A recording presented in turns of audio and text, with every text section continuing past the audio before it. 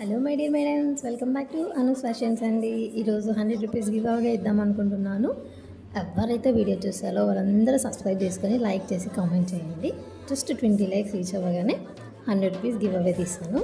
And ఇప్పుడు చూసిన శారీ వచ్చి హెవీ మ్యాష్మెల్లో శారీ అండి. మొత్తం శారీ అంతా మనకి ఎలిఫెంట్ ప్రింట్ వస్తుంది. ప్రీమియం బార్డర్ అండి. శారీ చాలా బాగుంటుంది.